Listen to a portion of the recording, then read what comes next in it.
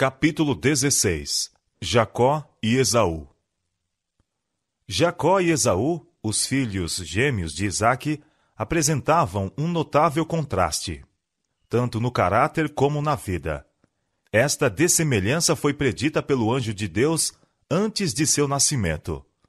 Quando, em resposta à aflita oração de Rebeca, ele declarou que 2 filhos lhe seriam dados, revelou-lhe a história futura dos mesmos, de que cada um se tornaria a cabeça de uma poderosa nação, mas que um seria maior do que o outro e que o mais moço teria preeminência. Esaú cresceu amando a satisfação própria e centralizando todo o seu interesse no presente. Não tolerando restrições, deleitava-se na liberdade selvagem da caça e cedo escolhera a vida de caçador. Contudo, era o favorito do pai. O pastor silencioso e amante da paz era atraído pela ousadia e vigor desse filho mais velho, que destemidamente percorria montanhas e desertos, voltando para casa com caça para seu pai, e com narrativas sensacionais de sua vida aventurosa. Jacó, ponderado, diligente e cuidadoso, pensando sempre mais no futuro do que no presente, contentava-se com permanecer em casa, ocupado no cuidado dos rebanhos e no cultivo do solo. Sua paciente perseverança, economia e previsão eram apreciadas pela mãe. Suas afeições eram profundas e fortes, e suas atenções gentis e incansáveis contribuíam muito mais para a felicidade dela do que o fazia a amabilidade turbulenta e ocasional de Esaú. Para Rebeca, Jacó era o filho mais querido. As promessas feitas a Abraão e confirmadas a seu filho eram tidas por Isaque e Rebeca como o grande objetivo de seus desejos e esperanças. Com estas promessas, Esaú e Jacó estavam familiarizados. Foram ensinados a considerar a primogenitura como coisa de grande importância, pois que incluía não somente a herança das riquezas terrestres, mas a preeminência espiritual. Aquele que a recebia devia ser o sacerdote de sua família, e na linhagem de sua posteridade viria o Redentor do mundo. De outro lado, havia obrigações que repousavam sobre o possuidor da primogenitura. Aquele que herdasse suas bênçãos devia dedicar a vida ao serviço de Deus. Como Abraão, devia ser obediente aos mandos divinos. Em seu casamento, nas relações familiares, na vida pública, devia consultar a vontade de Deus. Isaque fez saber a seus filhos esses privilégios e condições, e claramente declarou que Esaú, como o mais velho, era o que tinha direito à primogenitura. Esaú, porém, não tinha amor, a devoção nem inclinação para uma vida religiosa. Os requisitos que acompanhavam a primogenitura espiritual eram para ele uma restrição importuna e mesmo odiosa. A lei de Deus, que era a condição do concerto divino com Abraão, era considerada por Esaú como um jugo de escravidão. Propenso à satisfação própria, nada desejava tanto como a liberdade para fazer conforme lhe agradasse. Para ele, poderio e riquezas, festas e orgias eram felicidade. Ele se gloriava na liberdade sem restrições de sua vida selvagem e errante. Rebeca lembrava-se das palavras do anjo e lia com mais clara penetração do que o fazia seu marido, o caráter de seus filhos. Estava convicta de que a herança da promessa divina destinava-se a Jacó. Ela repetia a Isaque as palavras do anjo, mas as afeições do pai centralizavam-se no filho mais velho, e ele era inabalável em seu propósito.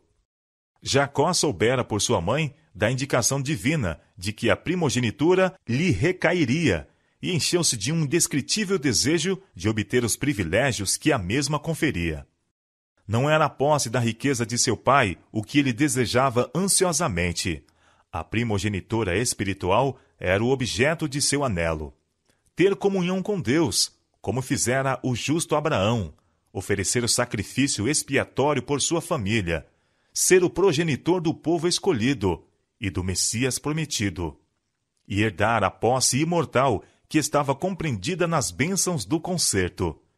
Eis aí os privilégios e honras que acendiam os seus mais ardentes desejos. Seu espírito estava sempre a penetrar o futuro e procurava aprender suas bênçãos invisíveis. Com um anelo secreto, escutava tudo o que seu pai dizia com relação à primogenitura espiritual. Entesourava cuidadosamente o que aprendera de sua mãe. Dia e noite, o assunto lhe ocupava os pensamentos, até que se tornou o interesse absorvente de sua vida. Mas, conquanto Jacó assim estimasse as bênçãos eternas, mais do que as temporais, não tinha um conhecimento experimental do Deus a quem ele venerava. Seu coração não se havia renovado pela graça divina. Acreditava que a promessa relativa a si não se poderia cumprir enquanto Esaú retivesse os direitos de primogenitura, e procurava constantemente descobrir um meio pelo qual pudesse conseguir a bênção que em tão pouca conta era tida por seu irmão, mas que para ele era tão preciosa. Quando Esaú, um dia, voltando da caça desfalecido e cansado, pediu o alimento que Jacó estava preparando, este, para quem um pensamento era sempre preeminente, aproveitou-se da situação e ofereceu-se para matar a fome de seu irmão pelo preço da primogenitura. "Eis que estou a ponto de morrer", exclamou o caçador descuidado e condescendente consigo mesmo. "E para que me servirá logo a primogenitura?" Gênesis capítulo 25, verso 32. E por um prato de guisado vermelho, desfez-se de sua primogenitura e confirmou a transação por meio de um juramento. Um pouco de tempo, quando muito, ter-lhe-ia assegurado alimento nas tendas de seu pai. Mas, para satisfazer o desejo do momento, indiferentemente fez permuta da gloriosa herança que o próprio Deus prometera a seus pais. Todo o seu interesse estava no presente. Estava pronto para sacrificar as coisas celestes pelas terrestres, para trocar um bem futuro por uma satisfação momentânea. Assim desprezou Esaú a sua primogenitura. Dispondo dela, experimentou uma sensação de alívio. Agora, seu caminho estava desimpedido. Podia fazer como quisesse. Por esse prazer desenfreado, erroneamente chamado liberdade, quantos ainda estão a vender o seu direito de primogenitura a uma herança pura e incontaminada, eterna, nos céus? Sempre sujeito às meras aparências e atrações terrenas, Esaú tomou 2 mulheres, das filhas de Hete.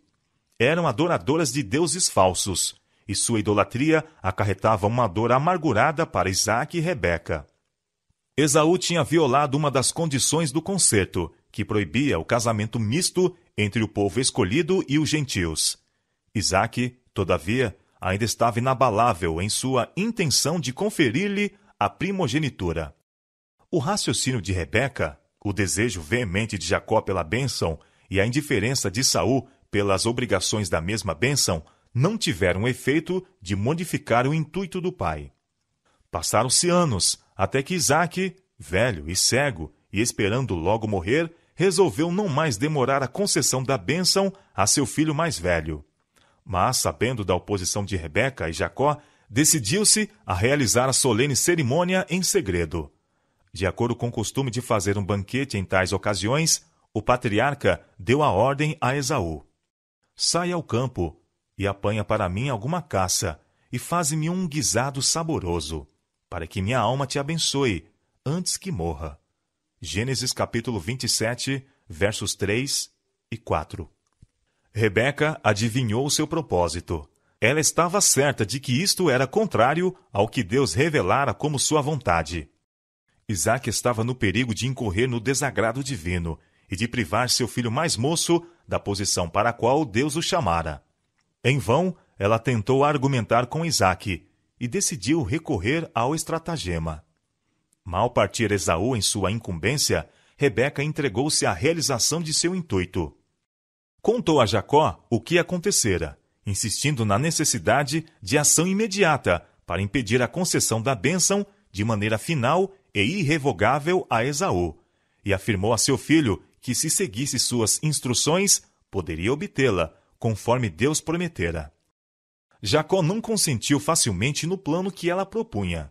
O pensamento de enganar a seu pai causava-lhe grande angústia. Sentia que tal pecado traria maldição em vez de bênção. Mas seus escrúpulos foram vencidos, e começou a pôr em execução as sugestões de sua mãe. Não era sua intenção proferir uma falsidade direta, mas, uma vez na presença de seu pai, pareceu-lhe ter ido demasiado longe para voltar, e obteve pela fraude a cobiçada bênção. Jacó e Rebeca foram bem-sucedidos em seu propósito, mas ganharam apenas inquietações e tristeza por seu engano. Deus declarara que Jacó receberia a primogenitura, e sua palavra ter-se-ia cumprido ao tempo que lhe aprovesse, se tivessem, pela fé, esperado por ele, a fim de operar em favor deles. Mas, semelhantes a muitos que hoje professam ser filhos de Deus, não estiveram dispostos a deixar esta questão em suas mãos. Rebeca arrependera-se amargamente do seu mau conselho que dera a seu filho.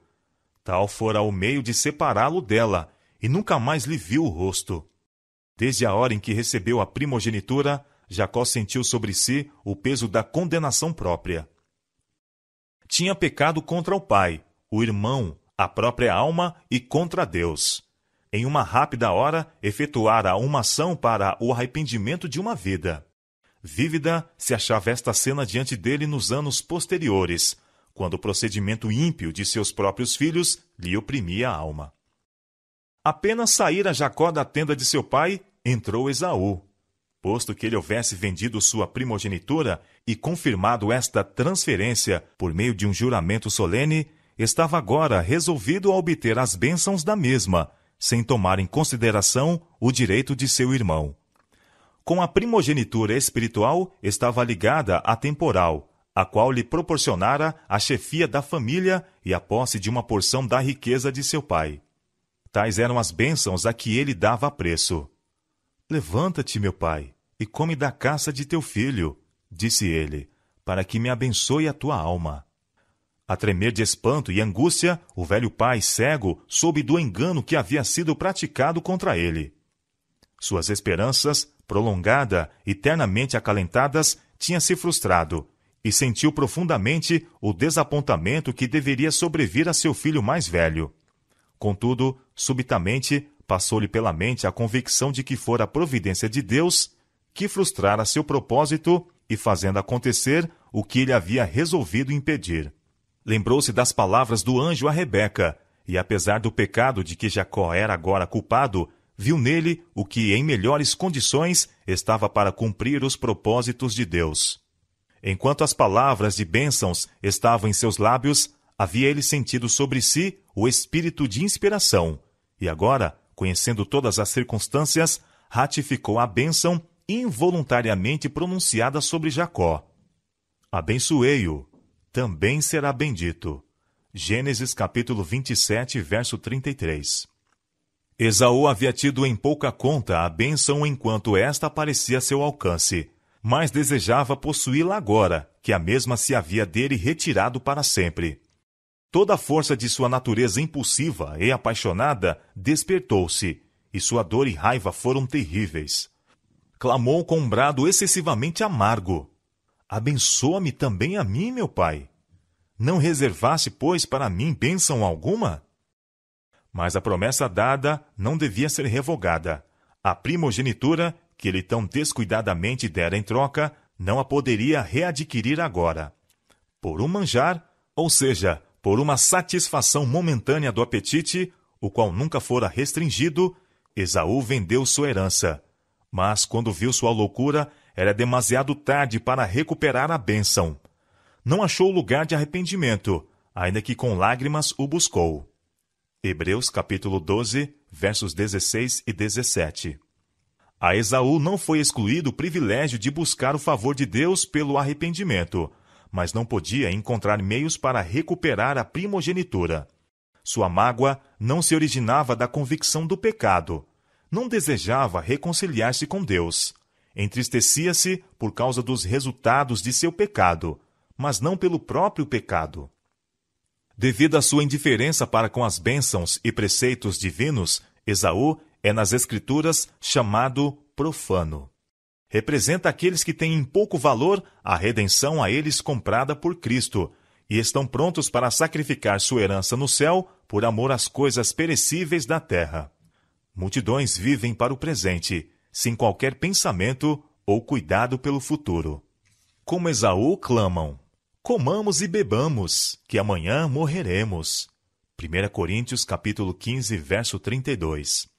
São governados pela inclinação e, de preferência a praticar a abnegação, renunciam às mais valiosas considerações. No caso em que uma destas coisas deva ser abandonada, ou a satisfação de um apetite depravado, ou as bênçãos celestiais prometidas somente ao abnegado e temente a Deus, prevalecem as exigências do apetite, e Deus e os céus são virtualmente desprezados.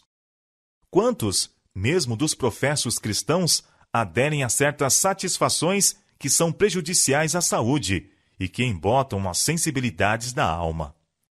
Quando se apresenta o dever de se purificarem de toda a imundícia da carne e do espírito, aperfeiçoando a santidade no temor de Deus, escandalizam-se. Veem que não podem reter estas nocivas satisfações e, ao mesmo tempo, alcançar o céu, e concluem que, visto ser o caminho da vida eterno tão estreito, não mais andarão nele. Multidões estão a vender seu direito de primogenitura pela satisfação sensual. A saúde é sacrificada, as faculdades mentais enfraquecidas e perdido o céu. E tudo por um simples prazer temporário, com descendência que debilita e avilta ao mesmo tempo. Assim como Esaú despertou-se para ver a loucura de sua permuta precipitada, quando era demasiado tarde para recuperar sua perda, assim será no dia de Deus, para aqueles que houverem trocado sua herança no céu pela satisfação egoística.